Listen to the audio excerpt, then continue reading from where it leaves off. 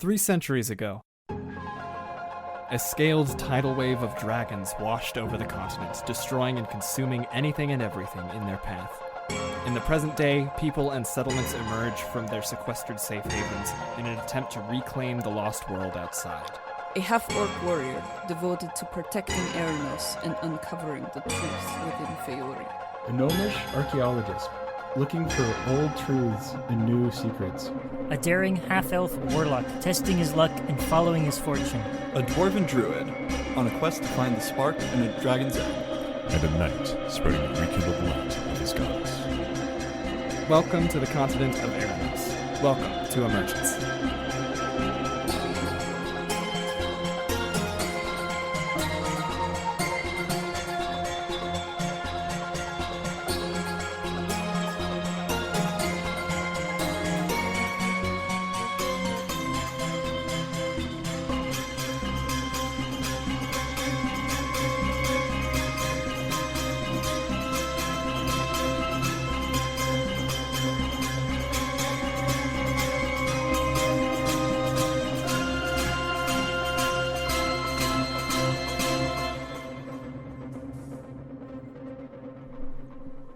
Hello everybody and welcome back to DICEBERG Ahead. You're listening to Emergence Q&A.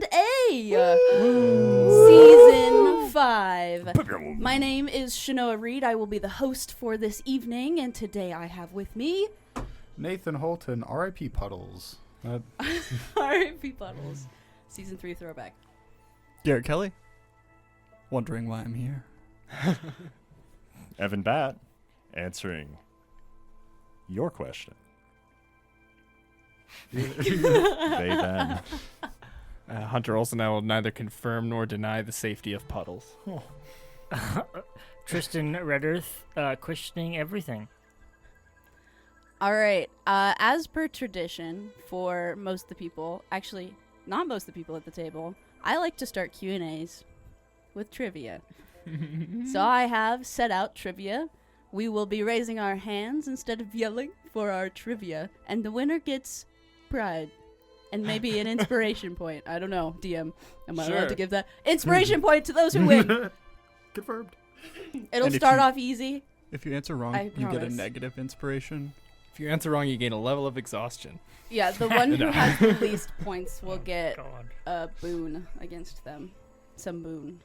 My hunter will. Some vote. boon. Yeah.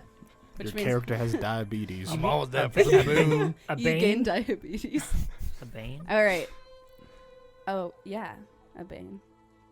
Yeah, boon's a good thing. Anyway. Question 1. Who dealt the killing blow to Indoxa?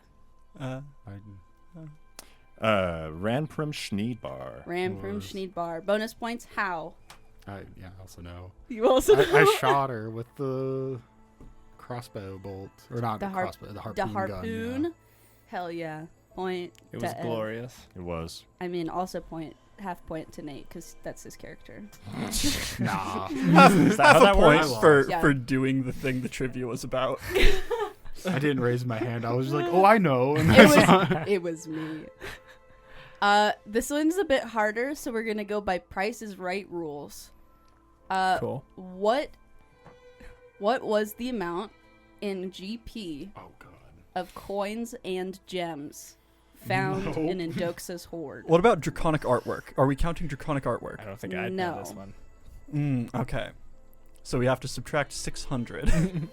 Tristan has a guess. 200,000 GP. You are still under. Can we get any closer to 200,000? Did you say 200,000? 200,000. 200,000. I was just listening to those episodes. 360,000. It's close, but it's over. Damn. Oh. 325,000. Very close. Very close. Any other guesses? I don't want to take it because I didn't know. I mean, I used some context clues, I will be honest. Yes. I'm letting everyone else go first because I'm the one who generated the amount. Doesn't mean I know it, but You just got to get it to the fucking decimal. Should we reveal? Sure. Okay. The total that we got in gold pieces was 347,000 gold pieces. Why didn't we just retire? I'm gonna be honest. Consisting of 45,000 GP, 29,000 platinum, and 8,000 worth of gems. Damn.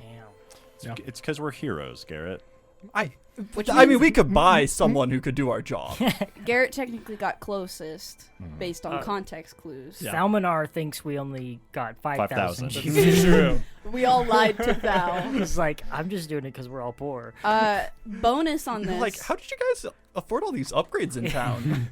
That's crazy. Can anybody name one item that we acquired from Mendoxa's Horde? A bunch. Like, Thal. Dragon Slayer's bracers. No. We did not. We made Oh, those no. with the dragon. I can name Yes, Garrett. so 7,000 worth of diamonds for reviving, and That was something you purchased. Yeah. no, that came out of the gems in the horde. That was out of the 8,000 gems. I think we designated an amount of gold, but I'm talking about items that we also grabbed. Oh, Yes. items. Yes. Okay, I was, since I have them itemized in my inventory. Oh, no, that makes Since sense. I was. Go ahead, Yes. please. White tier 3 Arcanite. Yes, Yes. that is one of the items. Anybody that else was have any other fun. ones? That's the only one I had written in my inventory. Do we three count red the armor Arcanite. that we got off that one dude we killed? That wasn't in Doxa's Horde. So Okay. Yeah. I think I grabbed her tooth. Was there like a dead egg or some shit that we? There must have was not- one. I don't think we left took it. there. But we acquired a 8th level scroll of Power Word Stun, Potion of Storm Giant, a locked scroll of a 9th level Time Stop, and the tier 3 White Arcanite. You need to remind me that we have these things because I've totally forgot. That's okay. I have it all written down. It's in Chenoa's inventory. She forgets prophecies but remembers items. I Like a mean, goldfish who only knows items. like a goldfish who's good with items. All right. What are the names of the two feuding shopkeepers, and Oh. why were they feuding? I think Evan was Evan was first. close on that. Ian and Kieran. Yep, Ian and Kieran. And why were they feuding? I'll let someone else try. It was over a girl. I don't remember the girl's name though. Was over a girl. A semi-plot relevant girl. Valencia. Fuck you, Valencia. Hunter. Yeah.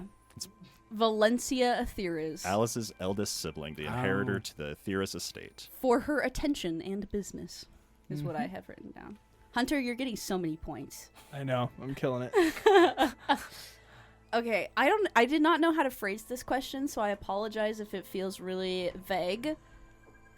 But what are the 4? Ev knows. Evan can have this one, unless Tristan wants it. The 4? The 4. Do you Do- know what I'm talking about, Hunter? Maybe. Okay. They were relevant in the prophecy. Ah. Okay. Colors? Close. So the elder deities, the species, the Vidalcan, the the knowing, the divided, the dreamers, and the illithids. The parasite. Parasite. Yep. Those are the 4. Last one. I like Hunter's lore. Trivia! Hey, we love trivia, guys. Yeah. I love trivia. I'm excited about trivia. Okay, last question. How was the mortal man granted freedom of death from Jal Giltane? Freedom this of one. death. Oh, Yeah, that's phrasing specific for Hunter. I'll let Thal grab Divorce. based. That's my answer too. No, I don't know the exact process of it, but by touching the Everwilt, and I think they made a contract with Carubio. No. Not Oh, exactly. fuck. Okay. This also kind of has to do with Coromand. It's like a weird nod to Coromand. By ahead, being Garrett. a red-blooded American citizen, freedom. Yeah. Yeah. Hunter. He cheated in a checkers game. Yeah. Oh, It was a game of checkers. that. Right. It was Mhm. this. I'm Yeah. Anyway, congratulations, Ev, for getting the most points. Everybody else, you did really good as well. Oh yeah. I got 0. Good job. I Good think job. we For can give throwing you some an out there. honorary point for the funny one. Oh, thank you. Divorce point. Yeah. Yeah, I think Val wins, or I mean, Tristan wins in my heart. Okay. Goat's ready. I don't think she's in frame. Now she is. Hell yeah, goat. So this first part of the question is mostly towards the DM, but if anybody wants to give their perspective, do so. Season 5 begins with only 2 party members left. Oh, spoilers, by the way. If you couldn't guess by the season 5. You should listen to season 5 first. Yeah, or the recap. But how difficult was it to introduce new and returning characters? Yeah. Yeah, getting Beck back into the picture was fun, figuring out the logistics of how long Beck was away and how much time was spent and stuff. Evan and I were messaging about that a lot. For like 2 months. Yeah. And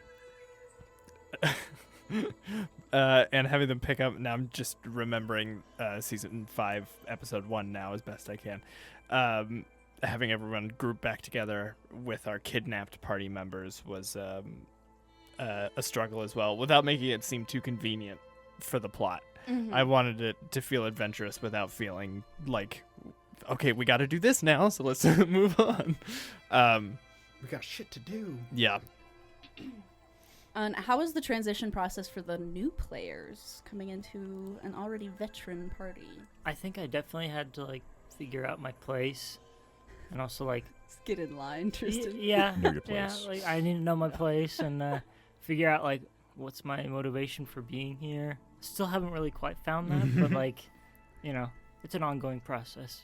Mm-hmm. Mm-hmm. I have a lot of utility spells that helped me slide on in there for the like functional parts, but no, I do agree with Tristan that like getting into the overarching plot of a long running story like that is a little challenging. Mm-hmm. Especially kind of late in the game. Mhm. Yep. Yeah. No, when a lot of adventures already been had. Yeah. Do you have anything to say about that, Nate, as well, since you did also join, like, It was partway super through 4? chaotic. Yeah. The initial, because the guys kept talking about stuff I had no idea about. I was just like, oh, okay, like, I guess that happened. Yes, there was a lot of listening and Yeah. There's always a mini episode period of just being like surprised and then like, okay, I guess I have to process this now while you guys keep talking. Amori died? Recently? kind of being like summoned for the final boss Yeah. and being like, yeah, I'll help. I cast I don't Fireball. like that guy.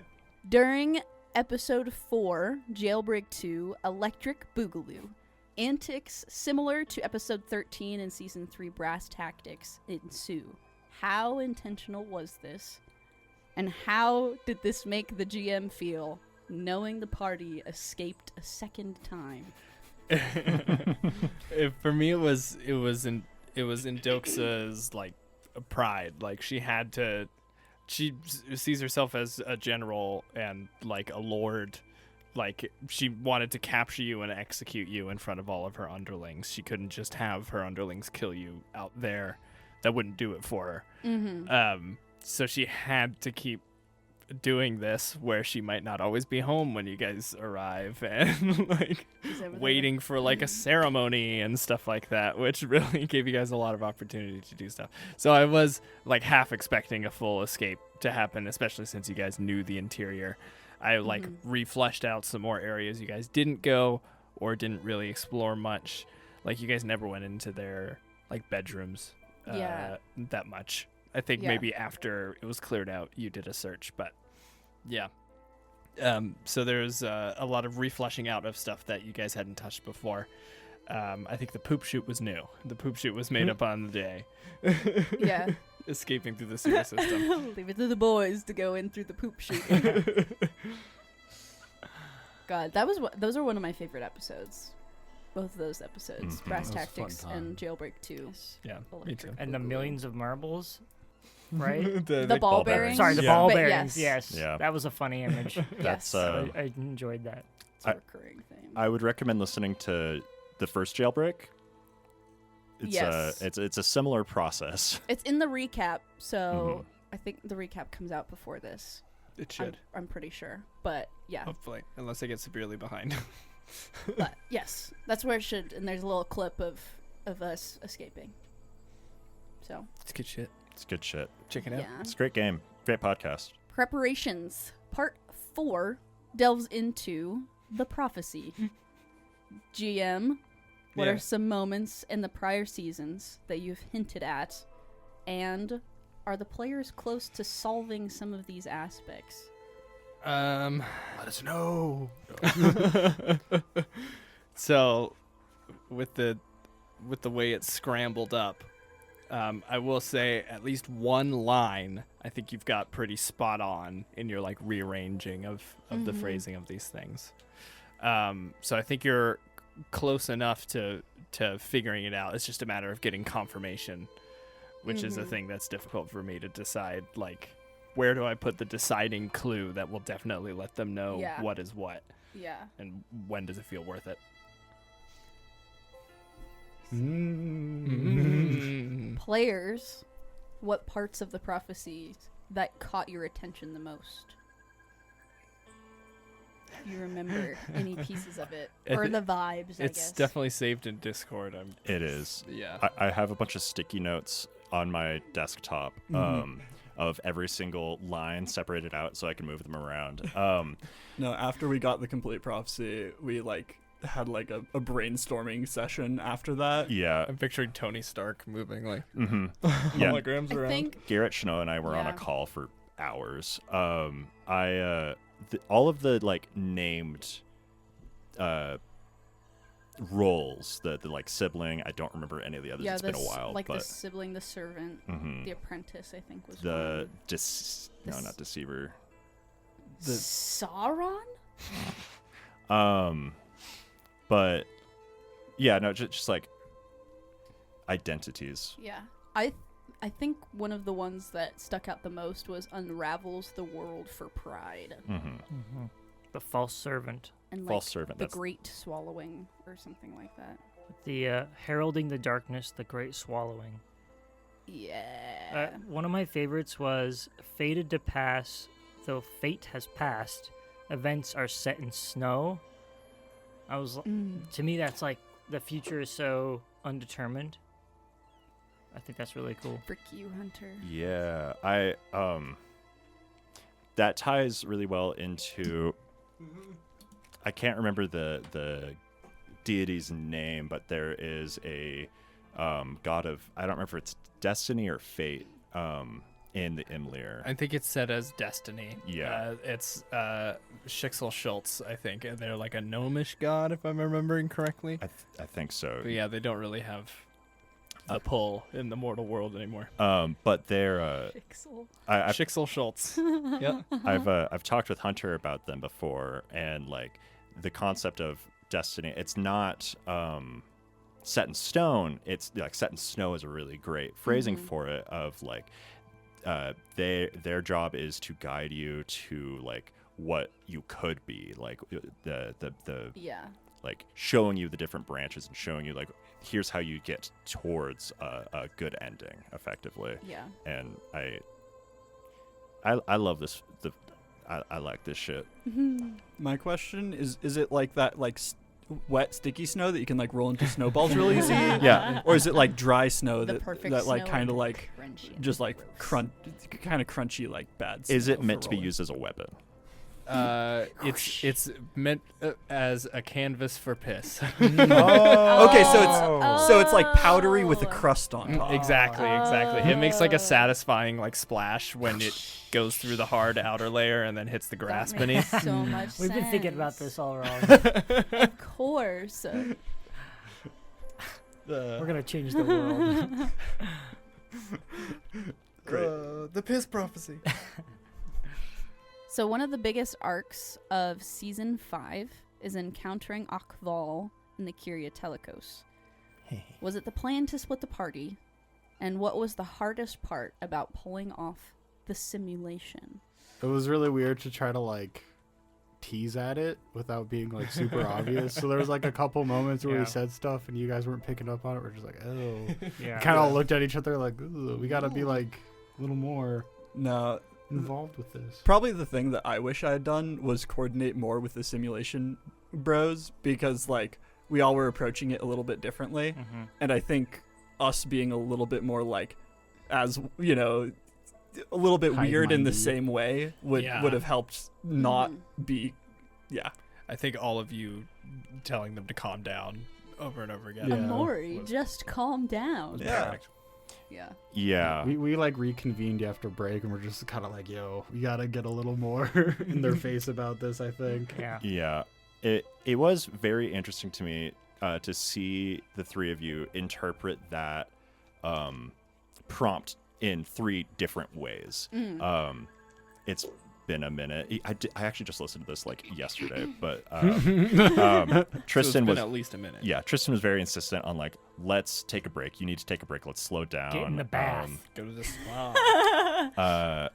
I can't remember what you two did, but fucking I feel like I was a little too like thoughtful, I guess, is because I was like, well, if I'm tricking my party members, I'm gonna do it my way. Like I'm Yeah. going to be like, hey guys, I was like using my spell slots weird and shit, like rather than just being like trying Yeah. to coerce you with words.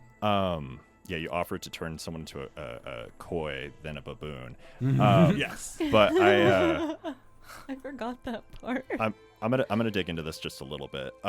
So yeah, right at the beginning, you know, Hunter does the cutaway. It's like, oh, but like that's not where we were. We're actually at the bar or the tavern, and like you're waking up from a drinking party. And like I really liked that cut. I felt like it was really well done. I agree. Garrett and I left in between session to like go grab food or something. And he asked me, he's like, so do you think we're in a simulation or something? And I said no, because I thought that our brains had just been wiped and we were still in the real world.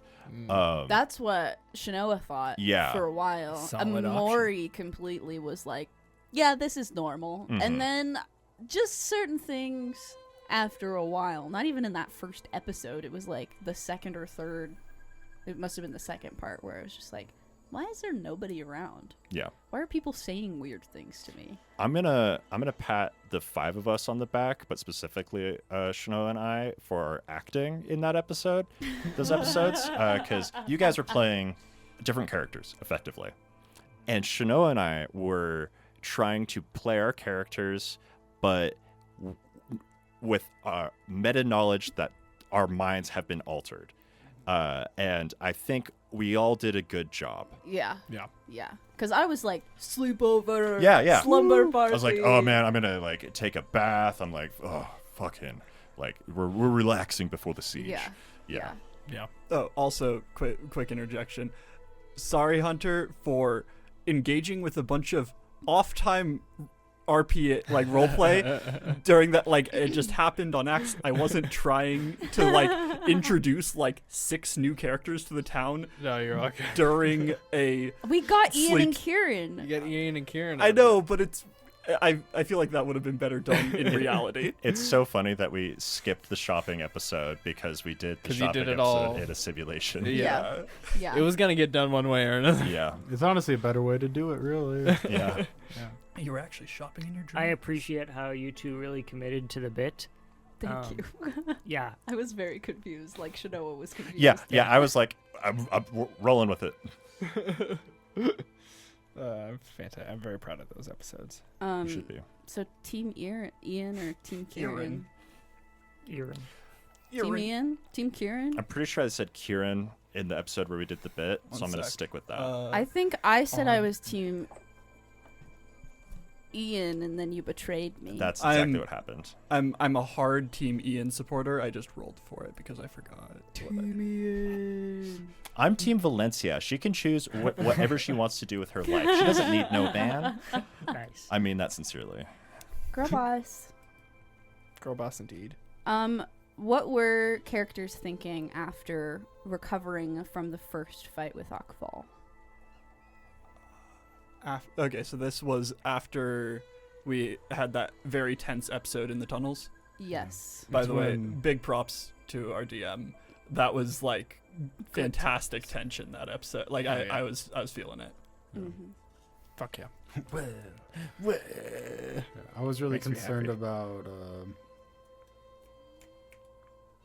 Herschel. I could worst character for you, but like his memory thing, I was just like, oh shit, not the Herschel boy. We gotta get him. Go We gotta get get our him. boy back. Mhm. Yeah. Yeah, Herschel is like indebted to you guys. Yeah. I You're my best friends. was a little surprised though that I guess the damage wasn't as extensive as I thought it was going to be, which is kind of refreshing though, because like I thought this organization like owned the entire city, Mm-hmm. but figuring out that it was kind of self-contained was interesting, because then there's more dynamics at play, Especially with the like mind control, like sleeper agent aspect of it. Yeah. Like it's more than just there's a bunch of corrupt people. Right. Once that central like node is gone, they might be okay. Like the battle droids are broken after Yeah. the command center's destroyed. I think. Sorry, I just want to make sure that we're all talking about the first fight with Akfal, not the fight during the siege, and then Yeah. okay. Yeah. No siege. Because no siege. the results of the siege are in season 6. And this is before that. Mm. Yeah. Mhm. Season 6? What? We haven't done that What? yet. Whoa. Never ever. I would say that I was like a little disorientated, like after we like reached the safe house after that episode, because like my impression was that like the entire city was hostile effectively, and so I was like, well, what do we do? Like, because if we like go out on the street, we get like stabbed or something. Mm-hmm. Yeah, it was really like it, because we had a lot of shit to do, Yeah. but we had to do it cloak and dagger, and then it was we got around pretty well. We had disguises, and we had Oh yeah. a lot of resources. Chalk Closet Part 2. Chalk Closet Part 2. Oh, that's a tangent question. Wizard gang, hats or hoods? When y'all all dressed up as wizard, If everyone wanted to be a I- wizard. If I were a wizard, it'd be Hood. Yeah, Yeah. I'm team hood. Hat. Depends on the hat. Point. I wear a hood, but it's pulled over a hat. So it's a wizard hat that's completely smushed down under a hood. That's There's that's better than the no- alternative. There's no little point on that hood. No. Well, I mean, like there Not anymore. is. It's just smushed. I would wear a hood and a hat on top of the hood. Hunter, The important question. Just a hat. Classic. that's unrelated to anything. Classic. Sorry, a hat on a hat is the funnier answer. I know. Wearing just a ski my mask. wizard hat. I know Emori, after encountering Akbal, was going through a bit of an existential crisis, and needed like further counseling Yeah. to like be assured that her friends are not going to betray her, considering this was the second time that this had happened. Trauma. So I was, Emori was having a good time. Yeah, Maury's arc with like trusting her teammates and herself has been Yeah. very good for me. Does Beck still hold a grudge against Emori for being vigilant regarding their charm? Beck has never held a grudge against Emori. Good. Yeah. No, Beck is so self-flagellating. Don't you remember? Put me in chains, manacles, shackles too. Chain me up. I'm a monster. Take all my weapons and armor. And my clothes to my shirt. And Rippling Beck- muscles. And Beck Scars. doesn't hold a grudge against Emori for, like, basically Emori telling them to leave. Mm-mm. No, he's surprised and thankful that he's been welcomed back. Aw. Are you sure that was part of the questionnaire or just? Oh, that Or was did personal. you just want to know? No, it's written down. Beck, we wanted you to leave. No. This is what you get for asking questions. Thalminar Oh, often makes bets with the dealer at his own expense. What would happen if the terms of the deal changed and losing began affecting party members? Ooh, that is a good question. Yeah, as it currently stands, the negative effects are usually minimal. Uh-oh. As of the end of season 5. As of the end of season 5. But going forward, if there was a change in the deal and it started affecting my party members, I would probably be more careful when I use it.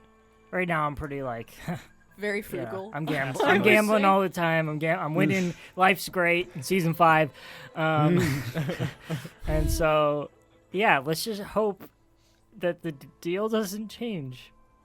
Uh-oh. Wink. God. What is something that didn't happen this season that you wish did or are wanting to happen next season? I'll start off in the circle. Oh, jeez. Mindless. Didn't happen in Pram. season 5. You want in season 6, or would like to see. Yes, Oh, massive. hopefully Pram doesn't die. I'm semi-worried about that. Pram's safety. I hope Pram does die. So, that. We see Pram kick. Can't believe you did that. Is that what you're sad about? Swift You wish kick in it the happened. ribs ought to do the trick. Can't believe Akfall didn't finish him. Finish him. Anyways. No, I don't know. I'm excited to see how the stuff in the Wyvern's Tail goes. That'll be fun. Okay, so things that I want to happen in season 6.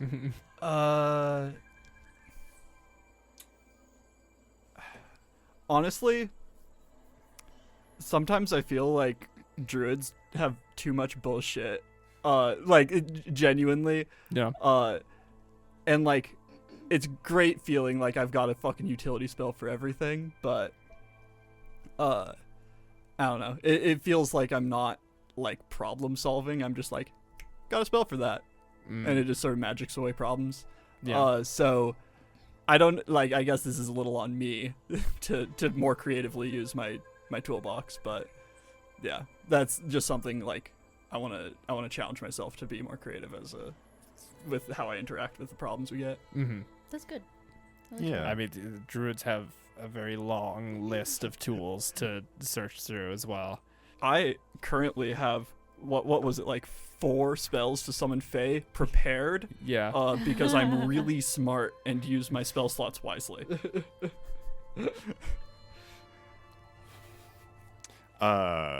Things I want to happen in season 6. Hunter, take notes. Go back to Ozatu. I don't know if we'll get to that, but I want to. I know we're gonna try very hard to go to Visage. Yeah, Visage as well. There's a lot to do in the Wyvern's Tail. Specifically killing Naubanax, and then bringing his head to Grand Mistress Ildane, Yes. so that she will sing us high Ildane. praises, because that is what she promised she would do. Yeah.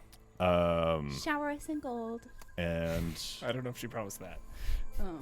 That's Uh, for the Molten Dragon gold. Board. I think she promised more like kind of an in on like some prophecy stuff. Golden us a shower. she just said that she would Piss on praise us. us. That's No, it. that was someone outside who promised a golden shower. Oh. You see, I get confused. I'm in the items. That was person. Homeless Man number 72. I feel like this is more of a season 7 thing, Yeah. but I want to get to the top of Erinos' tallest peak, which I don't know the name of, and do whatever fucking ascension ritual bullshit is up there. Yeah. Just do it yourselves. Mm-hmm. Of course. Yeah, Oh. that'll show the fucking Bitches. Stupid heads. O's.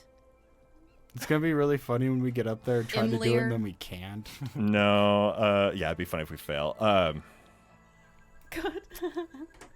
I can't remember his name. Herschel's group. I can't remember what they're called. Oh, the prophetic monastery. Yes, thank you. Anyways, I'm done talking now. I love watching you squirm. I know you do.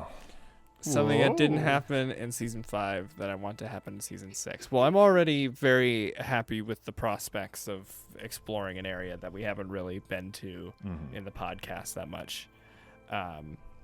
There's still plenty of Erinos to be explored, so I'm looking forward to traveling, as well as checking up on the cities like Visage and Azatu. Going back to places you've been is the best way to show that your world is fleshed out by just changing some shit. So saith all the videos I watch. So I'm excited for those, especially since some cities may have changed very drastically. The siege. They have ghosts. They have ghosts now. Just city ghosts. I think for Thalminar, it'll be interesting to see him in the Wyvern's Tale, because he's kind of from around there. But also, I feel like he's been very useful in combat. He has, he has some moments that he really shines. Outside of combat, though, I think, he could be a little bit more useful. So in Season 6, I'm kind of hoping he lends a little bit more to the world building, and yeah. Yeah, something I want to do in Season 6 a lot more is just RP more with our new players. Yeah, I'd love to know more about their backstories. Yeah. I have so much backstory. You guys, you don't even need to ask me. But I've got a lot written down. There's so much, it's not even worth asking. Fire. Syzygy. All right, Chenoa, answer the question. Yeah, your turn. So the thing that I wanted to happen in Season 5 happens in Season 6. So Yeah, I feel like I can't really answer it because it'll spoil. that's fair. I mean, you could Do now. you Now have- it would. Do you have something else? I feel like Emori, I feel like it'd be really interesting for her to take a step back as a totalitarian captain, Yeah. because she's very much present as like the face of the group, and I feel like she really wants to give the opportunity to other people in her party to like be more of a leader in areas she's not familiar with. I think this season's gonna be a little bit of a rebranding campaign for Emergence Squadron. Yeah. Since you're a bit more disconnected from like your roots as a Wayrider squadron in the first place. A lot of things are getting redefined. Emori is becoming a new person, and the things she's familiar with is Fiori, and our journey is more than likely going to branch away from that. So, that's what I'll say. What was everybody's favorite combat and least favorite combat? Okay, season 5. Season 5. Season 5. Do we happen to have a list of the combats? Because there was a lot in this season. I can The pull Indoxa up. fight's the big one. I Say can that. pull it up. So the very start of the season starts off with a Pram and Emori fight against Indoxa as her mom. Right in their house. Yep. Yeah. That one was rough. That one was rough. Yeah. That one It was rough. definitely one of my favorite combats, though. Listening to that one, you guys, that was rough. Yeah. It was cool. And then we have, of course, Indoxa and the anti-party. Let's see here. Which there's plenty of, like, I forgot some of Indoxa's legendary actions and stuff. Yeah. Classic. Big thing. But there was so much else going on. Obviously, Akval Mhm. and the Curia Telecos. And then... Which that was a multi-dimensional fight. Yeah, that one was really Yes. fun. That one Yes, was there sick. was 2 simultaneous fights Yeah. occurring. Hunter said that the dragon fight was the big one. I feel like that was the big one. Did we have Yeah, any that one- skirmishes that with the warband or anything Nope. on our way to? We Nope. had that one Nope, thing where you we had- fucked with them, but we didn't Yeah. fight them. We talked with Okay. them, and then the day before the siege, Yep. the Fucked 3 of with you them. went and blew Yep. up a bunch of their shit. Okay. Yeah. And okay. so- that was fun. And too. then the siege, they have the combat on the grounds with the magic bubble. Mm-hmm. And you had the combat with the Hellforge. Is that what that is? Yeah, the Hellfire engine. The Hellfire engine. Yeah. That's the name of its, like, stat block anyway. Yeah. And then And then the party reconvenes. Beck and Hans punch rocks. Yeah, that's The- a whole combat. Dude, that was The- my favorite. The though. Honestly, boulder shit the- was very fun. The boulder encounter, you know how I was talking earlier about using spells in interesting ways, being like, can I use the rock spike spell to like stop Yeah. it? Yeah, absolutely. Like Absolutely. there, I felt like I was actually applying my spell book instead of having 4 summon phase spells. That's something you talk about druids having a lot of shit. As a GM, when you have a druid in your campaign, you have to be like, okay, I have to be prepared for them to just ask an animal what's up. I have to be prepared for them to talk to the grass. I have to be prepared for them to turn into something and fly away. Or Oh, there's a Especially stone when- door? No, there's not. no, there's not. Yeah, exactly. Especially when it's like level 14 Yeah. druid. When I'm just like, I also know the name and species of every tree in this forest. Yep. Tell me, what are they? Tell me. I know it. You know I know it. Give me. Yeah. I really enjoyed the Ockvald fight. That was cool. I felt like I really had to there was a lot on the line. That was cool. That might be my favorite. I also the Indoxa fight was really sick too. It was fun. That was one that was more fun just to watch what everyone else was doing Yeah. versus thinking about what you want to do. And because you were set on the harp. I did nothing. like, I was You just did a good hanging hit back. and a bunch of damage. You were like, oh, well, I'll fucking stay here. Emori at one point was like, poison, here. I'm not gonna get up on that dragon and stab it, so here I am. No, yeah, use Mrs. Elephant. That's something I wanted as well. I was very happy when the Indoxa fight went outside to become a chase because I want to try. We have Mrs. Elephant. I love vehicle She's combat. statted out from the Descent into Avernus vehicle rules so we can do chase scenes and vehicle combats and stuff. I want to have you guys jumping over chasms as you're being chased by bullets or something. I think that'd be rad. That would be cool. That'd be That really would be sick really as shit. cool. Yeah, because we've had the Two. test drive, the orc fight, Yep. and And the then Indoxa fight. Yep. And that's in Mhm. 5 seasons. So, we've only used it we 3 could- times. Give a half point to To that the- lightning bending that Core Man did to avoid That was a a pretty storm. rad. That was a fun scene as well. But that was Um, that was a while ago. We haven't really used Mrs. Elephant in combat since season 2, I think. Yeah. So my suggestion to you is have more settings where there's giant yellow arrows painted on the ground that give us speed boosts when we drive over them. Yeah, I Yeah, we need. Yeah, okay. You know what? I see. have Some a new power ups you answer. can drive through. Some ring. Answer for things I wish that happened in season 5 was actually tricking out Miss Elephant. I talked about it a couple times yeah. and never got Yes. to it. And we actually had money. We've talked about tricking her out a lot. We've had a good amount of downtime, but not quite enough to do a lot Yeah. of major shit Plus, to the car. your standing in whatever city you were in is also a big aspect as well as to your ability. I I think mean, if are we we get gonna get- Pram back, we can have him trick it out.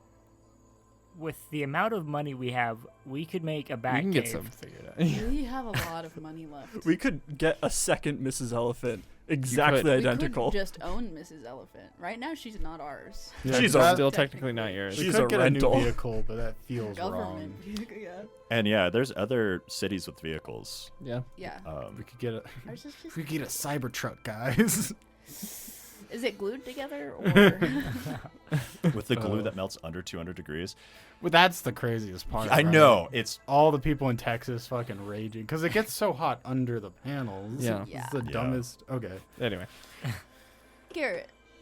Sorry, someone managed to invent a car that detonated in front of a building, and they weren't sure if it was like a bomb or if the car just did that.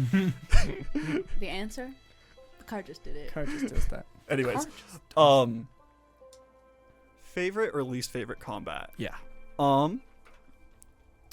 Okay, least favorite turn in combat was the very first one of the funny robot guy fight.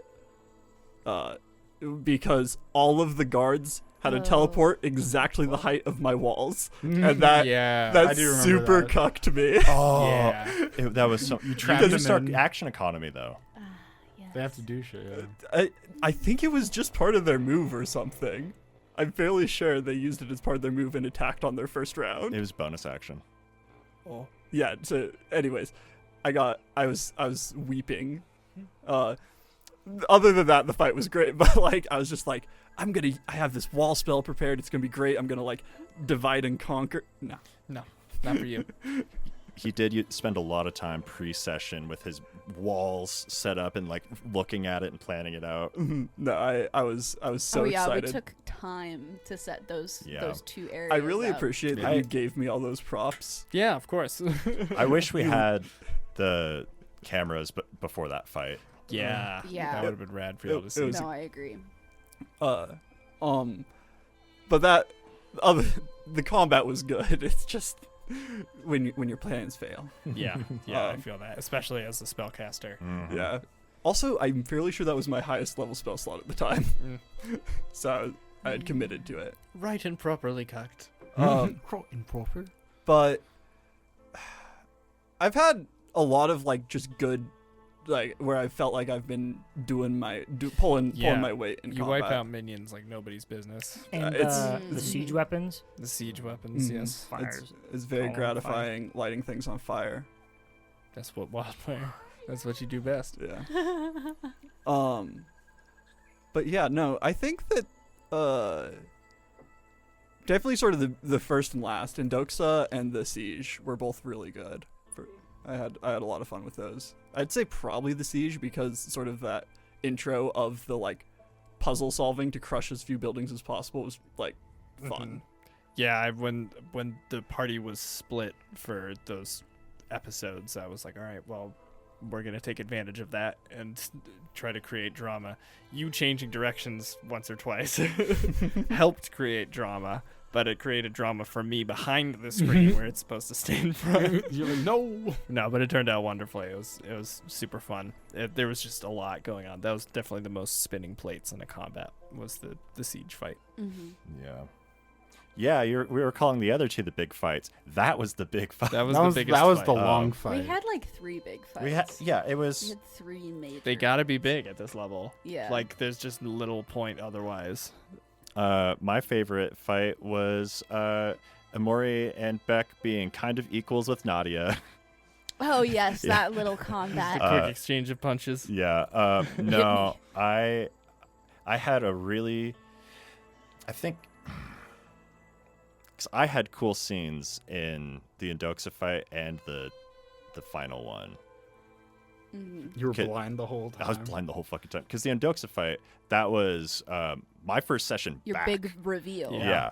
And I fucking grounded a dragon. Mm-hmm. Like, that shit, I re-listened to that episode. I was like, that was the coolest shit that I think I've ever done as a player. Yeah, that was dope. I used so much action economy there. And then, in the final fight, Beck was just blind the whole time, and I got to play Alice. Yeah. And both, it was, I've always praised Hunter on his combats. Like, the Drake Call fight, I feel like is just, like, formulaically how you build a fight. And Hunter's done nothing but improve. I love you, job, Hunter. I love you too. Thank you. Wow. All hail, Hunter. Now that the glazing's done. Bald! My eyes! Hunter, what about you? Favorite combat? Nah, we just want to hear your least favorite. When were you most frustrated? Oh gosh, when was I most frustrated? Because I say I had the most spinning plates with the siege combat, but the Indoxa fight I was running, 3-4 PCs of equal level to you guys or greater. That might have been higher because you guys had magic items that they didn't have to keep up with. They had a lot of magic items. They had a decent shit. But I mean, we have a bag of holding of magic items. And how much of that are y'all actively using? I think 1 or 2. Yeah. most of the magic items we have now are from them. That's true. Yeah, running them as full characters, flipping through their character sheets was the reason why I forgot Indoxa's legendary actions. I can just about guarantee it. Another fight that wasn't recorded on a call. Hunter, Jaden, and I did the fight with Indoxa and Pathomat. I played not Pathomat, Fiangia. Fiangia. What the fuck is Pathomat? Pathomat, That's a the word. white. Oh no, it's another dragon. Yeah, it's It's the white dragon. Fiangia. I played Fiangia. I'm sorry, I'm the reason he's dead. And Oh yeah. all three of us forgot about their legendary actions. Mm. But I mean, they just canceled each other out. Yeah. It's like force users having lightsaber fights. Like, Exactly. That's why they don't trip each other. Yeah. Yeah. Do you want to go into that a little bit more? So you guys had like a mock dragon fight to kind of determine the trajectory of how it would go between Indoxa Yes, and I didn't feel like just deciding the outcome, and like technically, Indoxa's stat block was higher. They're both adult dragons, so like I could have just said that Indoxa would win, but I would rather have it be played out, and so I had Evan and Jay overcall Jaden play out the battle in the skies above Indoxa's lair. And it came down to rolls. Like, Mhm. I rolled worse and made like one bad decision. And the description of Fiangia falling out of the sky and getting impaled on the spire of Indoxa's lair was determined at the end of that fight. Yeah. That's cool. It's very cool. So did that affect when we fought Mhm. Indoxa? Mm-hmm. Yeah, So Fiangia was keeping her busy in the sky while you Right. guys were making your escape. Right. It Yeah. was just a matter of who would win and when the end of that combat, like where you guys would be when that combat ended, which is why I was tracking rounds so carefully. It's Right. because the amount of rounds that passed in the fight. That impacted the amount of like her HP and shit too. Mhm. Okay. Yeah, she was wounded when she got into battle with you guys afterward because of Fiangiat's sacrifice. Oh, right. I guess I'll start with my least favorite. Not that it was a bad combat, but fighting Akval was hard for Thal because he's a construct, which means half of my spells don't do anything to him. Yeah. Mm. And I think he can dispel magic or something like that, so it was just, it was a rough situation for me. It was still a good combat. My favorite combat, though, was the siege. I feel like I really got to use all of my utility there, and using freezing. I'm sorry, I'm forgetting his name. Borim. Borin. Boris. Yes, He's dead now. Who gives a shit? I like the flavoring of freezing him for Hold Monster. I think that's fun, and then shattering him. I think that was the first combat I was like, okay, I like Warlock. This is I fun. see it now. Yeah. It only took Things a were season. cooking. Yeah. I think it took me a little while to understand, but I think that was definitely my favorite combat. Yeah, Warlock functions differently than any other class in the game, and it takes a minute to set in. Yeah. Sauce is learning that the hard way. Yes. They're playing it. I go from useless to hold. Yeah. Oh, whoa. Really You do quick, go real from quick. useless to hoe. All right, next question. No. Oh wait, no, sorry.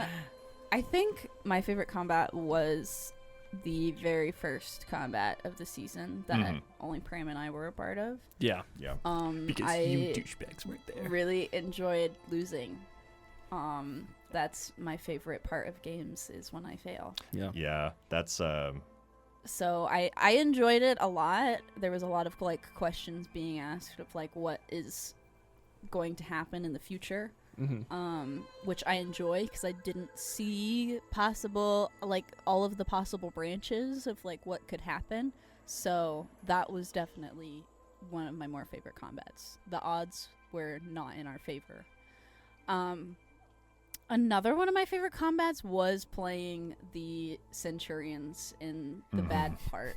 So while Emori and Bek were fighting in the Unreal simulation, when we were controlling the baddies, I took great pride in being the evil one. that was a lot of fun, and I loved the second round when we're like, wait, we get 2 attacks per turn. Yeah, because we can't fucking read. I want to honorable mention. My favorite story fight was definitely Emori being betrayed in the Matrix. Mhm. That Oh my God. that was a good moment where like mechanics and story like like What? Yeah. Yeah. Huh? Yeah, because the three of you converging in, Herschel fighting and the Emori's reaction to that and killing Herschel and that carrying over, and then also just the between Hans, Thal, and Beck, where you were sending locusts, you were sending fire, and I was covered in sand, and it just fucking horrendous nightmare creature happening. Yeah. That was sick as shit. Yeah. Yeah. I don't think I have a least favorite combat. I have a most annoying combat, which was fighting the dragonkin in the cages in Indoxa's lair, because they were just so goddamn annoying, and I just wanted to leave, and I had 1 HP for a while. Fucking nets and lighting them on fire and shit. Yeah. No, it was like the beginning part of the Three Stooges, except we were losing. Yeah. We were Mo. Mo and Curly and Rupert, I don't know. Stu? I can't remember. I don't know. Stu's one Mo, of them. Curly, and He gets Bob? replaced sometimes. I think. Joe. I don't know. might be Joe. I think it's That's Joe actually. so before our time. Roast us I in the used comments. to watch him. I I Roast liked us in the it. comments. Fucking Tom and Jerry. do old people like are Like, your comment, and analytics like people subscribe. who are like 50? Yes. We do have some older listeners. The ones in their 30s. Ancient. Nearly dead. decrepit. Ancient. God. Welcome to this episode's intermission. Take a moment to go get some water, go grab some food, and come back. Or you can just listen right through. Our intermission is dedicated for giving you important messages, ad swaps, or letting you know about any of our collaborations. It should only take 2 minutes, so you're welcome to skip. We'll see you on the other side. As an avid player of TTRPGs, I choose my dice to fit my character. Crystal Maggie has an expansive inventory to meet your needs. This year, they released one of my favorite liquid core sets titled Flying Dragon, which is inspired by The Lord of the Rings, Eye of Sauron. Sort by material, collection, or color, making your shopping experience easy. Accessorize with dice trays, bags, or a dice necklace to display your favorite D20. So head over to crystalmaggie.com and use code, all caps, DICE, BERG_head to get 10% off your next order.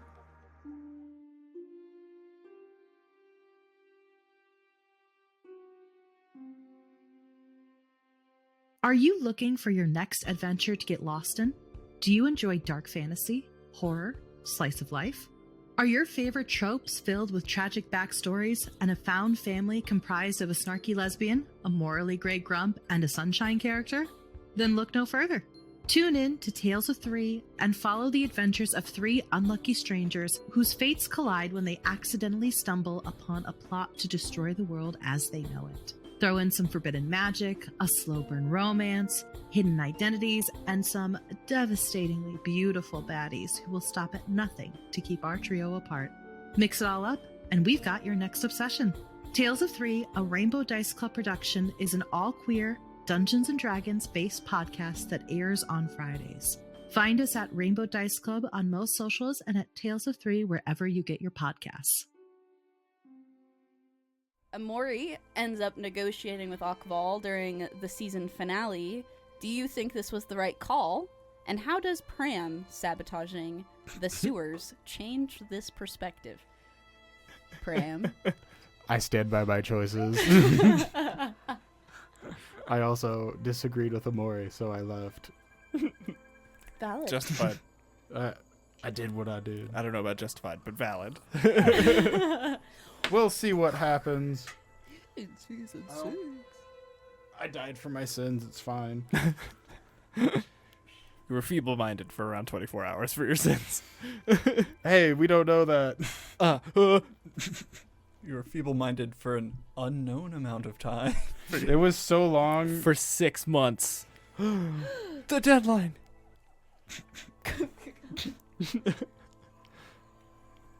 I'm worried, like, I wonder if they're gonna take the Illithid, right? Or I wonder if they're gonna take a vengeance on Emergence Squadron for the actions of Pram. Maybe. I mean, We don't know Assuming. if they survived. Yeah, That's true. exactly. That's true. I assume it's like supervillain stuff where if you don't like they died in an explosion, Uh-huh. you know. Yeah. I didn't see nobody. Do you have an answer? Is that Sorry, it was about like the conflict of Did you think negotiating was the right call? And how does Pram sabotaging the sewers change your perspective? I did not trust them at all. I think they pretty much deserve to get kerploded. Yeah. That's fair. my perspective is very similar to both of my characters' perspectives, which both Alice and Beck were part of that, where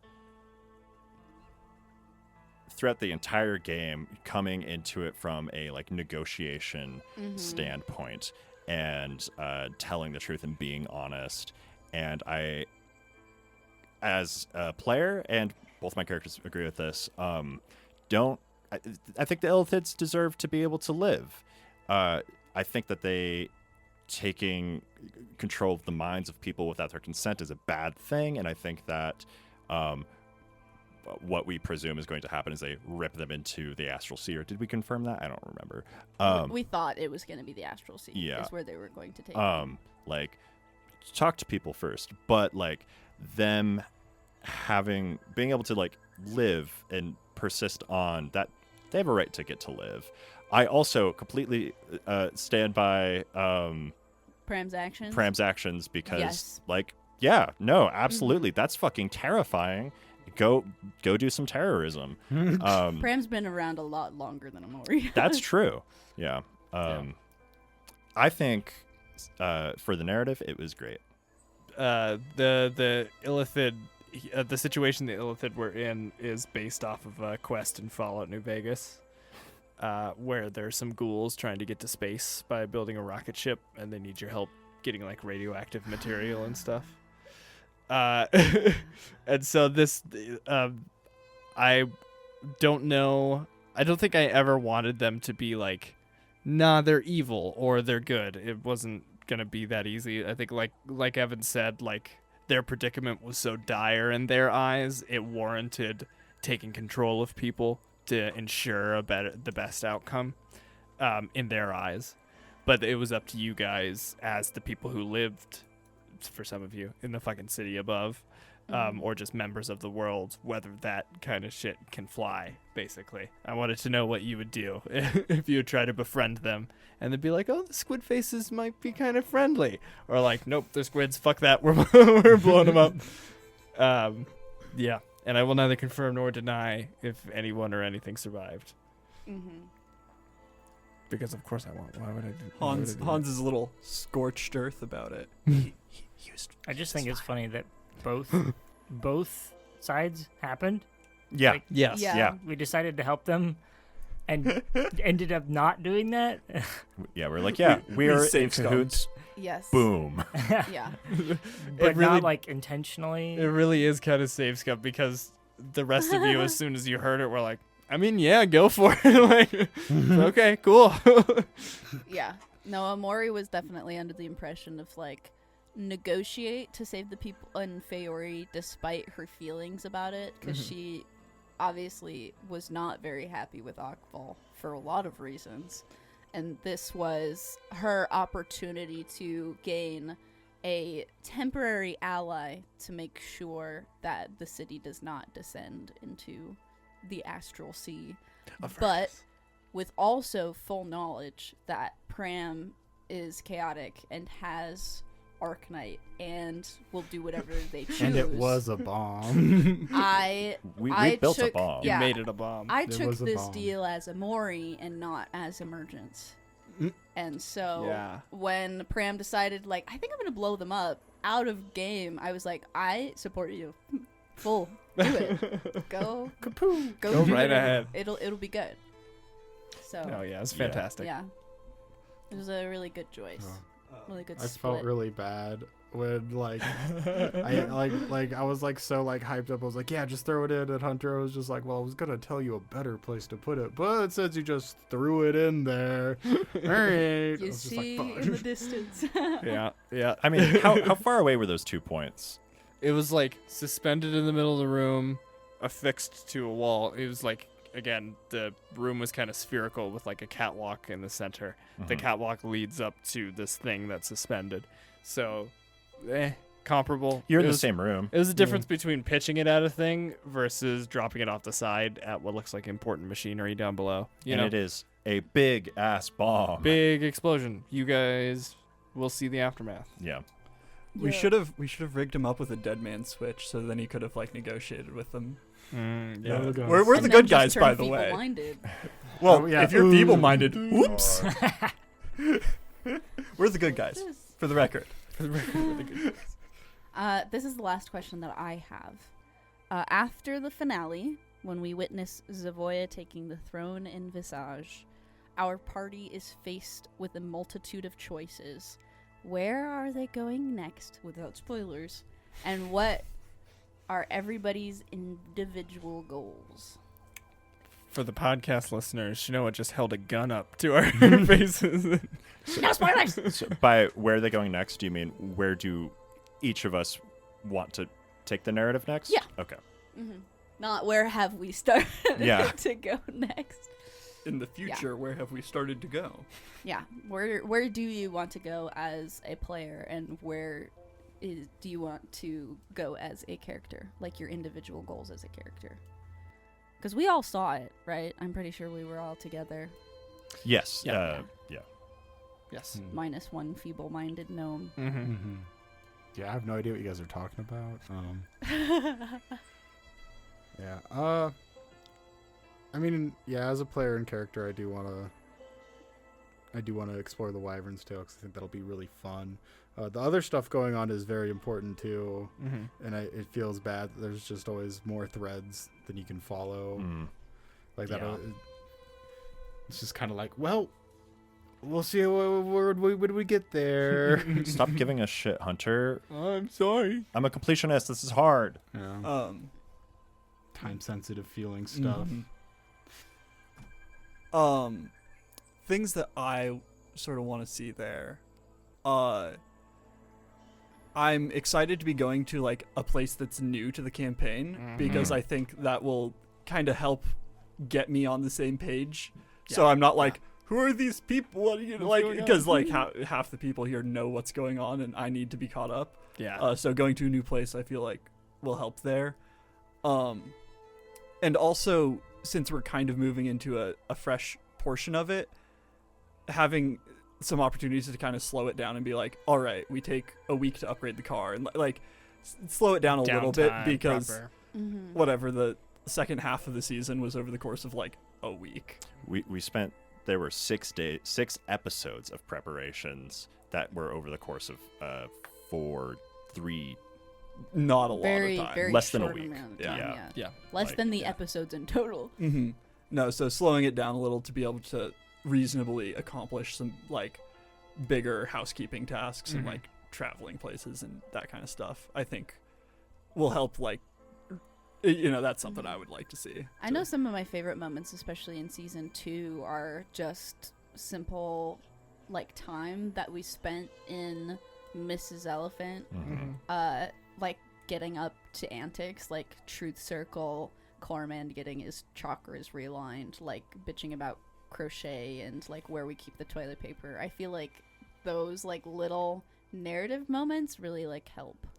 And I will add on that from a storytelling perspective, this is great because our heroes are missing the small things and are constantly worried about all these big, larger than life problems that they have to deal with and are on a time crunch. I just want to kill a dragon or two. Come on, I just want to chill. It's perfectly reflective. Yeah, I'm going to continue the conversation and then answer the question. I'm constantly telling people I love slow stories. I love those small moments. I like the mundanity of storytelling. Listen to Cold Sun. It's not a great example. My story in it. But At the very least, listen to last episode of Cold Sun. the last episode fucks hard. Yeah. But yeah, no, like I think one of my favorite scenes from season 5, and I'm having a hard time remembering all the details of it, was oh shit, Beck and I think I know for certain it was Pram just sort of idly chat for a while on a watch, and then Beck rolls a blunt, a joint, and very poorly, and they get high together, and like that was just, I love shit like that. I love that so much. And I was even thinking about on the way here, I was earlier today, I was like, we should do like auxiliary episodes where it's just like the downtime and scenes and like conversations and stuff. I was like, wait, no, that's just part of the show. It's just hard to think of in the moment. It is. No, like I'm one of the worst people about that. I have such a hard time just like thinking about that mundane shit. Like, oh yeah, what would these two people who are like coworkers and friends and also saving the world talk about when they're like in between pissing and shitting? Yeah, Probably. Wasn't I the watch after you, and I was Yes. the only person who was alone? yes, because Thal was supposed to take it with you, but you didn't wake him up. Instead, you tied him to a tree and talked to him like he was awake. Classic. Yes. Okay. Classic. I remember I episode did. is this? I 'Cause I remember don't I did remember. some bit was- about like being I the think I only was, like, person. You were like I think so I was tired or so something. drunk, but elves can't sleep, so I was Yeah. like, Oh, There was some reason why you weren't joining It me might for- have been you rolled the perception for the watch and like got a natural 1, and we said I you think just stayed that's what it asleep or was. something like that. Yeah. because we had like each pair of people on watch had like this nice little character moment, Mhm. and then at the end I'm Oh. just alone. No, I remember this now because I think Garrett was like, if we go through this entire watch and nothing fucking happens. And nothing happened. Nothing happened except for great character moments that we are now Yeah. reflecting on. which I think is really Yeah. Yeah. I got to talk at Thal's sleeping body. God. And your character was developed. yes. I we both learned something there. Oh, I love D&D. Where do I want to go in season 5? We talked about let's see, season 5, season 6. I want to go to Oz 2. For Beck character stuff, I want to see if he's got a memory rod in there. Restores memories, do more. What? A rod. The rods. Yeah, the crystal thingamajiggers. Yeah, and Beck's rod. Now you know how I feel whenever I say the word. and Rod. I'm not gonna say the other word. And do more. Save his mom. She's safe, right? Because she's with the With the People's Court. yeah, As far as you know. as far as I know. And then kick Krubiel's teeth in. That'd be neat. Yeah, that would be neat. We should challenge him to checkers.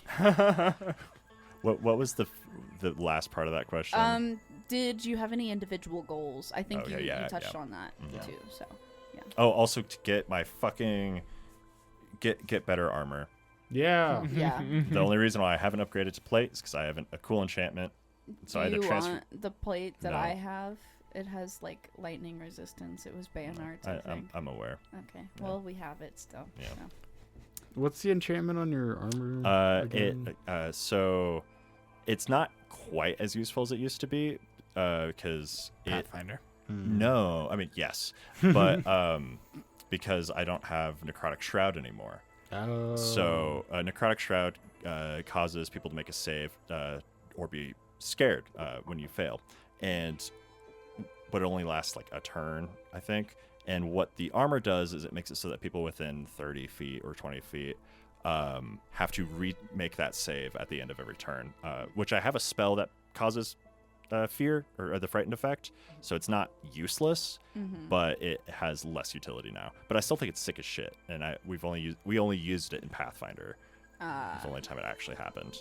Yeah. Yeah, that's always a little gripe I have with D&D is like I never want to switch out my equipment to like the new thing we found because I'm like, well, this one's whatever 1 point better, and I'm like, I feel like I'm playing wrong if I switch. Beck has a magic shield that I was going to be building him around. He was meant to be focused with his shield, and then I got a sick ass sword in like the first few episodes, Temperance, and I was like, okay, Bek's built around the sword now. I can do like +6 damage or something while hitting someone, and I just don't.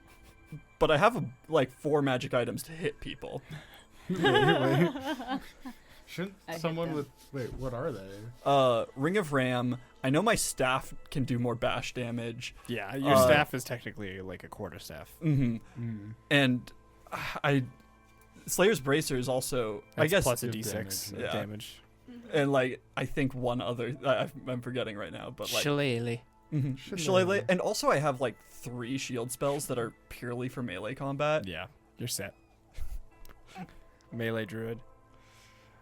Do it then, Wild Shape.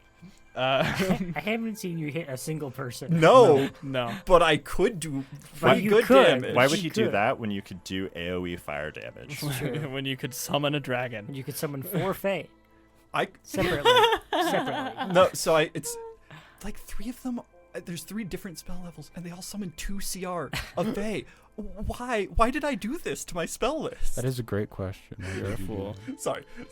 I'm In future emergence, like Garrett mentioned earlier, I want you all to go to places that you haven't yet. Like revisiting is always nice, and I want to do it. Explode.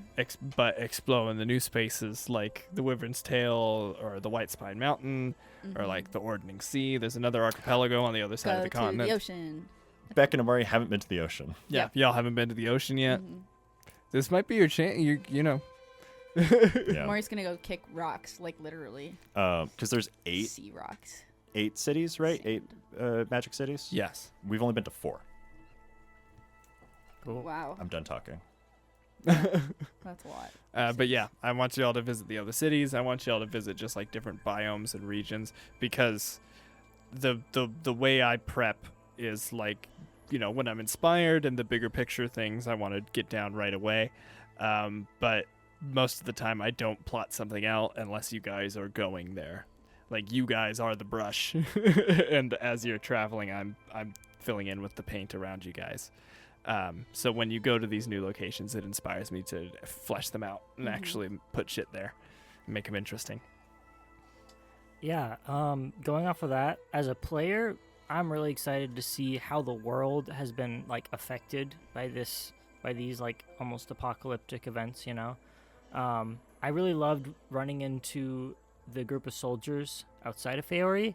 I thought that was like really cool, like, you know, world building. You can see them in action getting ready for the siege, and then they do the siege. Awesome.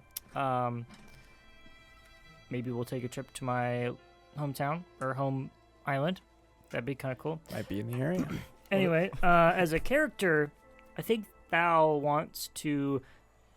I think he might feel like he's been a for hire, like just like a mercenary tagging along. I think he wants to be more of like an established member, you know, with a role, you know. Thal team leader. No, Val, no. new captain? No. Destroyer of Faori? Instead Yeah. of left hand, Maury's right hand. But yeah, I'm excited to see what happens.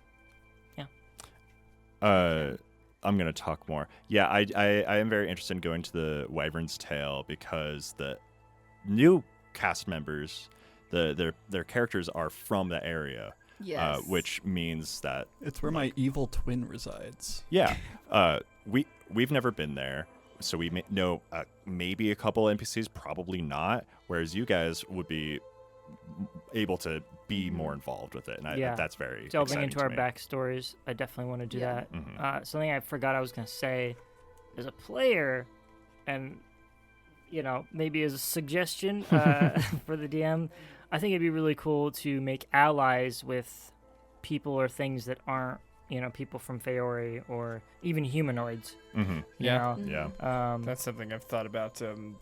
An aspect of the next season could be, you know, gathering the allies, Yeah. Mhm. getting everyone on the same page at the very least. Right. I'm working on getting gods, so don't. Are there like funny like ents or giants and that kind of stuff in this Ents, set? yes. Giants, not as much. No. Okay. Just There like has thinking been fun woodland rumors critters. up north. Cool. I will say that. Yeah. because there's a whole plot line where dragons are going missing around Cronalia, and there's been some hypothesis that maybe it could be a giant or just something out there that's been killing these dragons. Eating them. Maybe. Maybe he's making omelets out of the eggs, like my quest is to do. Yeah. Yeah. To make the ultimate omelet. So Emori, she has a kill list. Starting with Naubanax, and then going down from there to like Zavoya and Karubiel, and yeah, she is ready to fight these people. Is Yorgan on there? Yeah, of course. Yeah. Other Yorick, he can get it. Evil Yorick? Yeah. No. I think going to the ocean also would be really cool, and I think Chenoa personally. There's a moment that I've been really waiting to happen because she is holding a very specific item that they got in Season 2 pertaining to Thal's backstory. And I have been waiting for it to be relevant because there's not any real reason for me to be like, I don't know. Has Emori brought it up? A tier 4 Arcanite bomb. You I brought had it up a- once. I had a pathetic attempt at it where I went through my bag of holding while Emori and Thal were outside of Indoxa's lair, and I was just going through stuff, and I mentioned the item, but you have to open the item for it to be any sort of recognition. We'll get into it. Yeah. So I think there's some really good moments that will come in Season 6. We got that hook so long ago. Yeah. Like, Yeah. Is this before you knew I was going to join? yes, this was This was 4 years ago. Wow. Yeah. Okay. These threads that I throw out Yeah. Hunter's don't awesome. don't always have an end when I throw them out. Again, I paint around you guys as you go. Yeah. So, like, No. it potentially being connected is an Hunter knew that you were going to join Yes.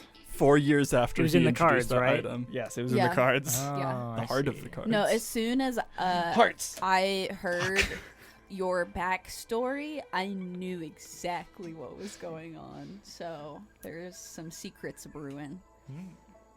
Yeah, I think as a player, I'm excited to see what the dealer or the fates have in store for Thal and his Yeah. party. You know? I might have to work with Hunter on figuring out a clever way for that to come up. Yeah. I hope that there's increasingly convoluted ways for teleporting cities. I hope every city we come to, because we've got so far There's at least Of the- one that does it on purpose. of the cities I know I've visited in this game. Okay, I guess I've only visited one city like in game. But it yeah, it you- teleported, so if we go to yours, that'll be 2 for 2. So if I go to the third one and it's not teleporting, You're going to be real disappointed. yeah. Ev, I think you had some questions. I do you have any do. more that you wanted to ask? Yes. How does it end? Yeah. What's Yeah. most of these are for Hunter. Let's all stare at Hunter. It makes him uncomfortable. So this one is actually asked. school? No. Yes. This- I'm naked on stage. This one's actually asked by a friend of the show, Hannah. What was Alice's grievous injury when they died? I rolled a 10. Yes. If you need to pull up your list. Oh, I think it was a scar. I think it was the poison okay. thing. I think it was a gruesome scar is what you ended up with, Tight. which is like gives you a small bonus to intimidation, but a negative to persuasion or something like that. Killer. Literally. Literally. Was Okval based on a pre-existing creature or stat block, or was he your own design? I wanted to do illithids, but I didn't want to do them normal, so I decided robots. Based. And that's yeah. and that's where Okval came from. Yep. Wait, so there's more like Okvals?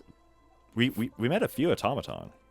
Yeah, the Just not- drones that were like flying around and I stuff. thought they were the robots of the Illithids. They're like different models. Yeah. Yeah. Oh, okay. Okval himself isn't even technically an illithid, but No. he might have the brain Yeah. as the I- processor. Oh, I Okay. assumed But- he was kind of a Dalek situation. Yeah. Yeah. He probably has a really I ugly thought little he was guy like in serving his master. An ugly little guy in Yeah. there. No, they're asleep.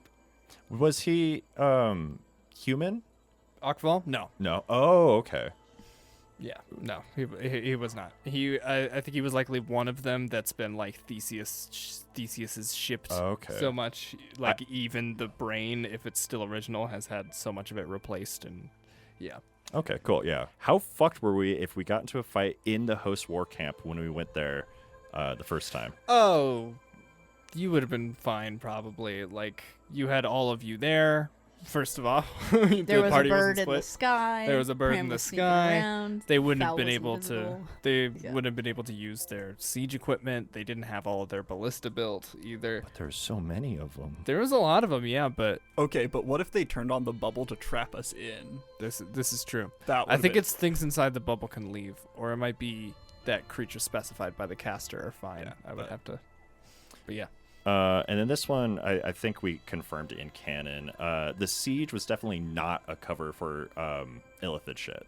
No. Yeah. The siege and the Illithid have nothing to do with each other. We mostly Chenoa, but also the rest of us was like, oh, this is tied together. It's like, no, it's two different factions entirely. I thought I knew there were two different factions, but I thought it was going to happen at the same time. I was like, they're going to take this opportunity to leave. Me too. I thought that they're like, oh shit, if we can't protect the city, we need to poof. Got to do. Yeah. Yeah. Well, I think part of the reason we thought that is the war party that was attacking clearly did not have enough manpower to actually destroy the Actually take walls over. or We- take over. We So it's like, expected someone on oh the well, inside. it has to be. It has to That be was a really big part of it. a Mhm. double plot, but Mm-hmm. we don't know. Yeah. The other shoe was nowhere to be found for a while Yeah.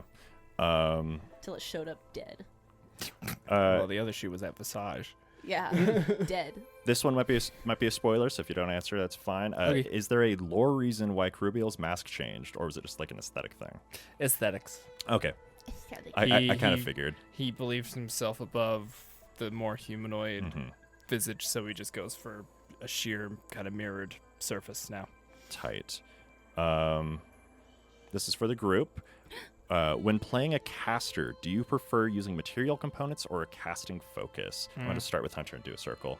I have realized that aside from the gold piece thing, there's no difference aside from more flavor or ingredients you disagree with and want to change. So I think I prefer material components because they're more flavorful.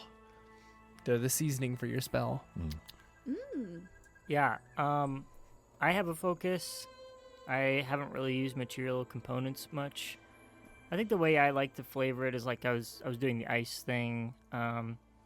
But having used material components in the past, it is kind of fun to keep track. It can just get a little tedious if you're not careful. Mm-hmm.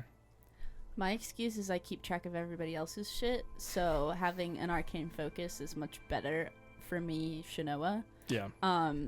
Even though flavor-wise I do really enjoy material, as long as I can also incorporate nice little elements of flavor within my arcane focus. And I do consciously think about if I didn't have my arcane focus, then I would also not be able to cast effectively. So I'm going to interject in free material components, things that don't have a gold point cost, are just included in your component pouch, like rules is written, which costs.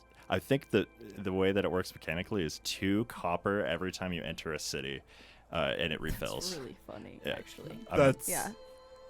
I want to play a campaign where that matters. That's a dream of mine, where you can't refill The your real nitty-gritty. your fucking component pouch. Because you don't have 2 fucking copper. You're You like, I need need to that- go you're going to chop fucking wood. starve. All right, let's go to this city. Okay, and what do your rations look like? Shit. Okay, I guess I started with 3 days. Okay, do you have water? Do you have enough money for the horse? Yeah. I think the material component stuff is. It can be. I think it's more annoying than it is anything else. It's fair. Sometimes. But also, like, I think that's kind of the wrong thing to be focusing on when you're playing this kind of game. But Totally. also, some people really like it. I don't know. Yeah, it's that thing where, like, personally, if you're playing a ranger in my game, you're not going to run out of arrows. But also, that might be part of the fantasy for the player, is to go through, like, do fletching and, like, buy the supplies to make their own arrows, or just buy them from a vendor or something. Yeah. leveling up fletching today. Yep. Spellcasting's just fucking cool. Amen. I'm conflicted because I think spell focuses make really like your like model figure of your character. Your spell focus is like a big component of that, and I don't usually see component pouch casters have an interesting component pouch in that way. Yeah. Like my staff is a really unique item that the DM made for me. There's, I think, one that comes to mind for a unique sort of components take, and it's from the D&D movie. The sorcerer has like a wheel, and he like a rotor on a phone, and he puts his finger in the spell that he wants, and rotates it, and it sort of dispenses like a pinch of material components that he uses. And I was like, that's cool. Yeah, that's cool. like that's interesting. cool, like artificery. Yeah, like that's neat. But it's hard to do that with like a leather bag. Like it's not a bad aesthetic. It just I find that spell focuses and that stuff often become more unique to the individual. You just pull out a tackle box. But like also exactly. casting a spell by like pulling out a shard of obsidian or like that kind of stuff is really cool. Yeah. The pink gal from Big Hero 6 uses a periodic table purse and inputs her components, which I think is also like an interesting like kind of sci-fi take. She's doing on, like, chemistry on the component fly. powers. Yeah. She does it so fast too. She's like boop boop boop boop, and then elephant toothpaste. I like material components. I care less about the like gold point value cost ones, and more for the free ones, because I think it's interesting to investigate why why do you have Batt guano for fireball? Oh, it's because that's a common ingredient in like older explosives because it has phosphorus in it. Or I think some of them are nitrogen. just jokes. Yeah, too. some of them are just jokes. Using copper wire to send a message, like in a telephone wire. Yeah, and then things like friends. Yes, friends, where you apply makeup to make yourself more friendly to them. It's fun to think about how you're doing that, and you can engage it into your role play. And also, my very first 5e character was a Profane Soul Blood Hunter, and did not have a component pouch as part of starting gear or Arcane Focus, and only had one spell with a material component, and that was Witch Bolt, which the material component is a branch from a tree that has been recently struck by lightning. And I spent months, real world, every session, every time we went somewhere new, asking Hunter, is there a tree nearby that has been struck by lightning? Nope. Eventually, I just bought a component pouch. But moral of the story. Yeah. Not recently.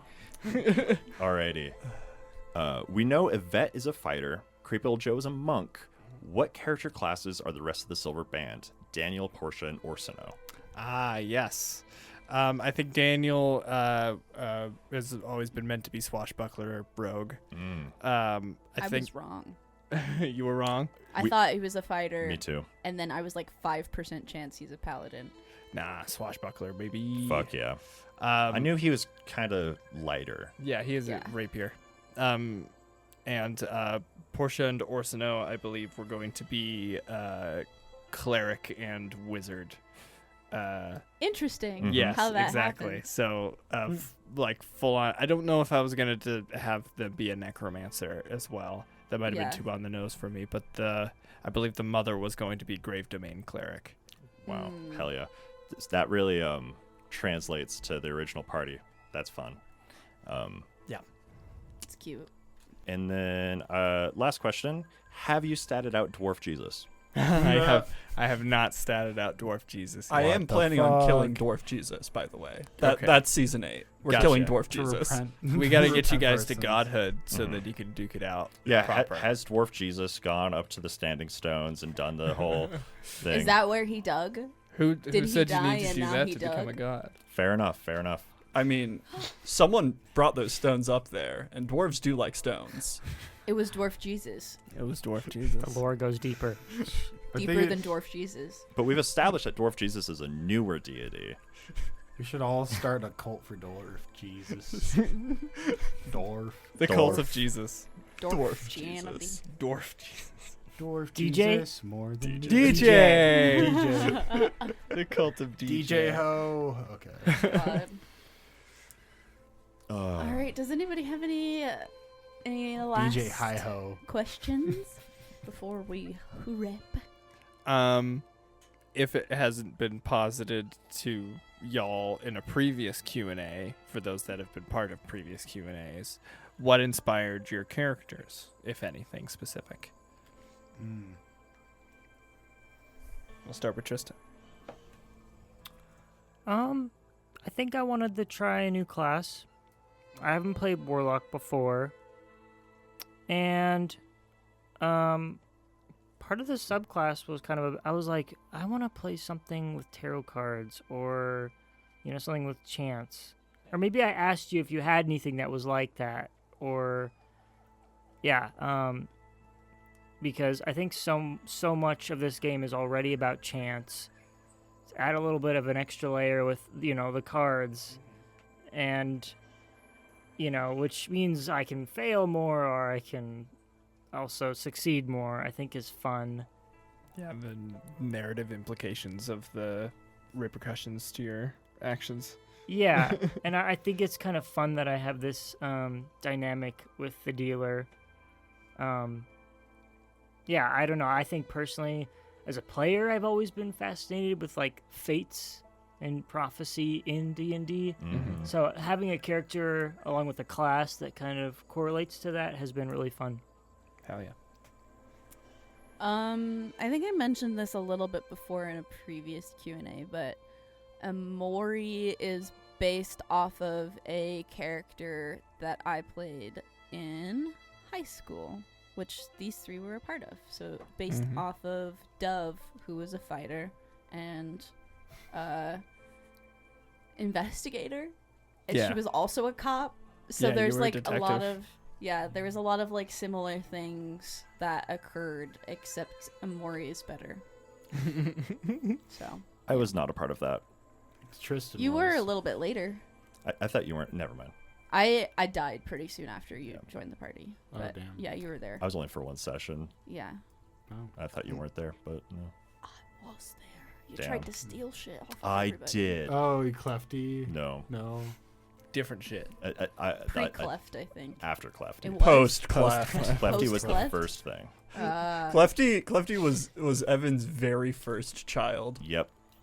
I was. I think Nate, were you in 13. the original? Yeah. Yeah, Torum. we're- Oh. Torum Fitfum. That's right. Yeah. Nate was in Torum the people. original. Me and my silly fucking names. It's great. Mm-hmm.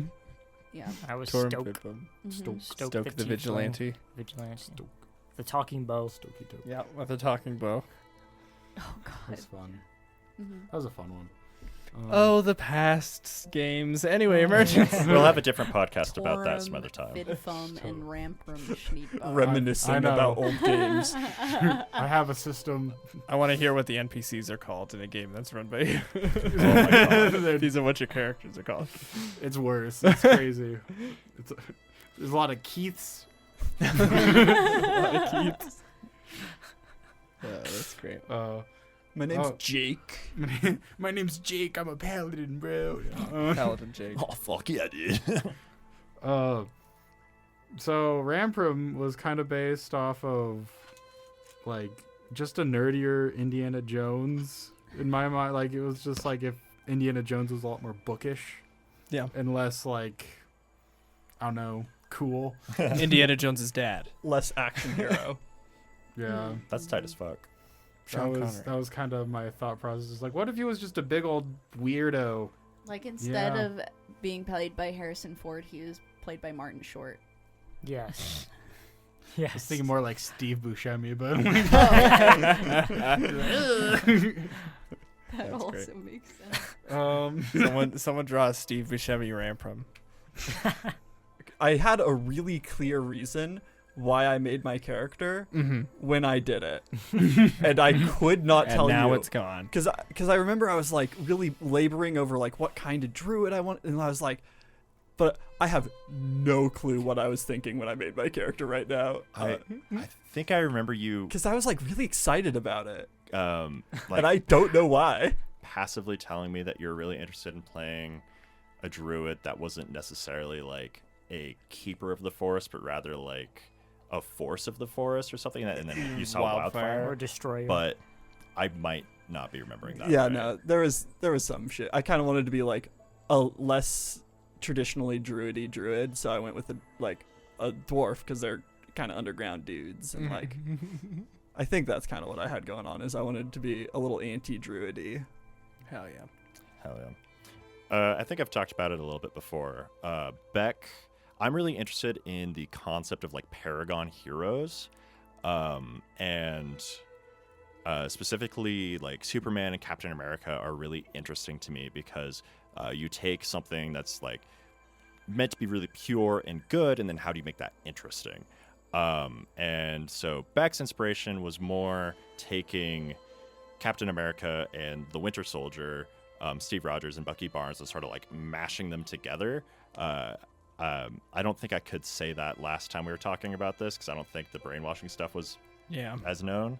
But now, Yeah. Sleeper Agent Paladin. Yes, he's a sleeper agent paladin, and he's, his main persona is like he literally uses the shield. His church was named Esteves Ergos, which is just Steve Rogers, and I thought it was really cool, and I still think it's cool. Captain Ozatu. Captain Ozatu. Captain Oz. Captain Erinos. And like just this. He's a good guy. He's more aligned with Captain America than Superman, where he's like, yeah, I'll fucking kill a bitch. Yeah. I'm here to kill Nazis. Some people just gotta die. Yeah, and Nazis. Mhm. Nazis specifically. Fuck Nazis, and You want to do what to the Nazis? no. And I would love to get more into his brainwashedness. It's a hard thing to do, and I put a rush on it when I told Hunter I was moving to Seattle. And I feel like there's a lot more to explore there. Yeah. I don't. It's a difficult thing to explore. Mayhaps we'll see on a return trip to Oz. Perhaps. Yeah, especially after breaking his fucking earring makes it harder. Yeah. So yeah, what was your character's inspiration? Well, for Carubial, I always want at least one little shit in my games. Remember, Candor, I'm a material girl. I love his like pseudo fourth wall breaks. Yeah, same. It's Super sassy. yeah. Where I just care less about him saying cool stuff. Mhm. I've jerked off enough for one lifetime. Yeah, no. For Carubial, because I know a lot of my villains, they're gonna have their schemes and their plans, and so I want one villain who's like just schemes. That's all he is. He is a pyramid scheme. Maybe that's why he's so Bill Cipher coded. He really likes MLMs. Yeah, exactly. God, what a fuck. But yeah, no, he's all about scamming people and getting power because he just believes he deserves it. He's Nice. Yeah. Yeah. I love Carubial. Well, I think that wraps us up for the most part. Woo! In the honor of finishing this truth circle off, everybody must confess one secret within character. Okay, Prem, go. Oh gosh. Hans Offen. You have to tell a secret. It is the rules. Herschel? Shit. Fuck. Getting Herschel. God damn. I don't know. Have you lived a life full of lies, Ranpram? A little bit. Pram left his hometown out of embarrassment. That's something. Hans?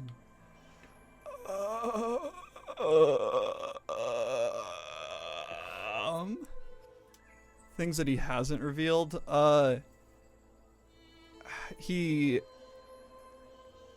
has like some ulterior, he has some ulterior debts owed to some dragons. He's in debt. Yeah, like Hans is in debt. he owes some dragons some shit. Like Yeah. They bank dragons. Yeah. They have bank. Yeah. Well, Secrets. I grew up poor. I don't. When we visited Ozatu, you saw my mom's home was in the slums. She's always been kind of sickly, so she couldn't afford much for us. So when I was younger, I stole a lot of food, in order to feed us. And one time, I went to a Oh, this is getting sad. up into I can't remember what the districts are called, the rich district, and I actually killed someone. I stole some jewelry from the Levant's household, Never mind, it's not as sad anymore. and I sold that, and that's just like, I think people should do what they need to in order to survive, but I feel guilty for it. I you know? forgive you. Herschel? Absolved. Absolved. Wah. Who do you think Good you thing are, you didn't Dwarf tell them Jesus? that you just bought a bunch. You bought a bunch of weed with it. Reveal I was secret. really hungry because I've been Must. smoking so much weed. So I stole your jewelry. Dude, Taco Bell's getting expensive.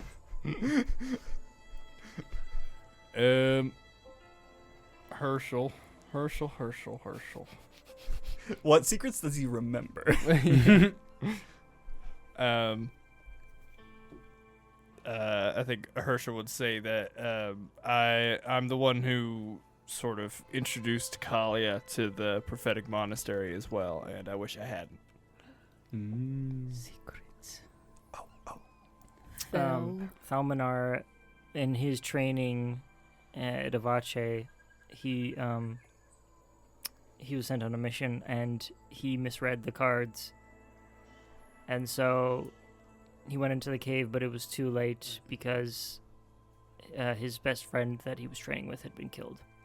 So he suffered the consequences, and now the council has sent him on his great quest in order to absolve himself of his sins. And so he's been branded with the mark of the Dragon Slayer. So until he kills the dragons, he can't go home. These secrets are all very heavy. I was just going to say that my secret was a lot different and,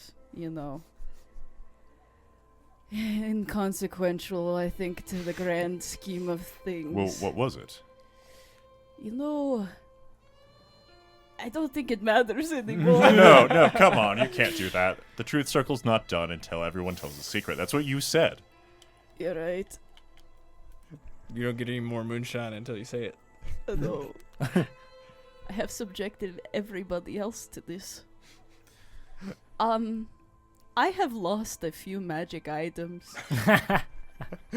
What? Somewhere between the transition to 5e and Pathfinder and 5e, I think. I know those words don't mean anything now, but I don't understand.